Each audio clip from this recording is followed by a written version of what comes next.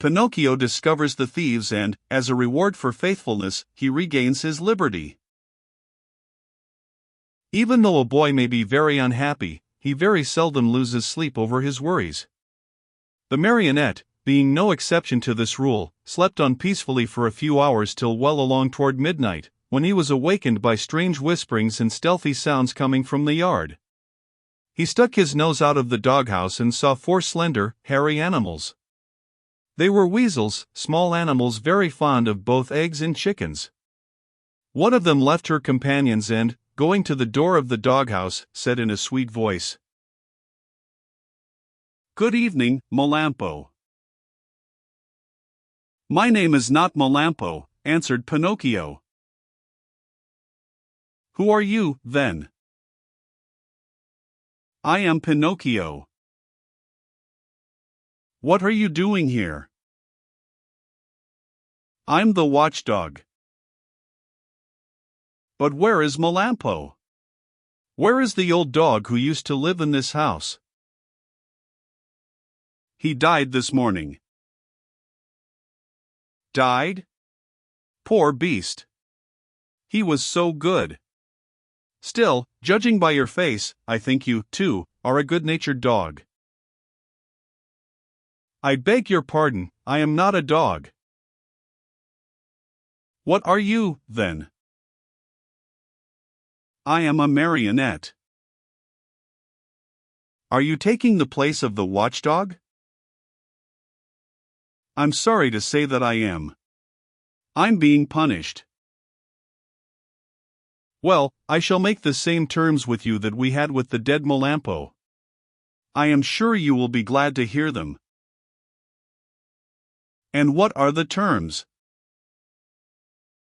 "This is our plan. We'll come once in a while, as in the past, to pay a visit to this henhouse, and we'll take away 8 chickens. Of these, 7 are for us, and 1 for you, provided, of course, that you will make believe you are sleeping and will not bark for the farmer." "Did Melampo really do that?" asked Pinocchio. "Indeed he did, and because of that we were the best of friends. Sleep away peacefully, and remember that before we go we shall leave you a nice fat chicken all ready for your breakfast in the morning. Is that understood?" "Even too well," answered Pinocchio. And shaking his head in a threatening manner, he seemed to say, "We'll talk this over in a few minutes, my friends." As soon as the 4 weasels had talked things over, they went straight to the chicken coop which stood close to the doghouse. Digging busily with teeth and claws, they opened the little door and slipped in. But they were no sooner in than they heard the door close with a sharp bang. The one who had done the trick was Pinocchio, who, not satisfied with that, dragged a heavy stone in front of it. That done, he started to bark. And he barked as if he were a real watchdog, bow, wow, wow. Bow, wow. The farmer heard the loud barks and jumped out of bed. Taking his gun, he leaped to the window and shouted, "What's the matter?" "The thieves are here," answered Pinocchio. "Where are they?" "In the chicken coop." "I'll come down in a second." And, in fact, he was down in the yard in a twinkling and running toward the chicken coop. He opened the door, pulled out the weasels one by one, and, after tying them in a bag, said to them in a happy voice, "You're in my hands at last. I could punish you now, but I'll wait.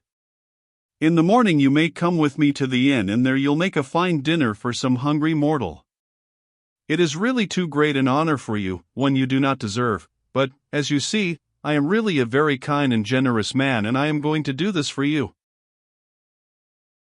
Then he went up to Pinocchio and began to pet and caress him. "How did you ever find them out so quickly? And to think that Melampo, my faithful Melampo, never saw them in all these years." The marionette could have told, then and there, all he knew about the shameful contract between the dog and the weasels, but thinking of the dead dog, he said to himself, "Melampo is dead. What is the use of accusing him?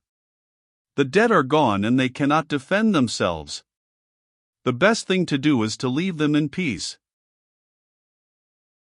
Were you awake or asleep when they came? Continued the farmer. I was asleep, answered Pinocchio, but they awakened me with their whisperings. One of them even came to the door of the doghouse and said to me, "If you promise not to bark, we will make you a present of one of the chickens for your breakfast."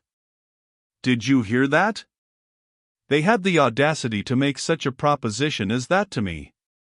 For you must know that, though I am a very wicked marionette full of faults, still I never have been, nor ever shall be, bribed. Fine boy, cried the farmer, slapping him on the shoulder in a friendly way. You ought to be proud of yourself. And to show you what I think of you, you are free from this instant. And he slipped the dog collar from his neck.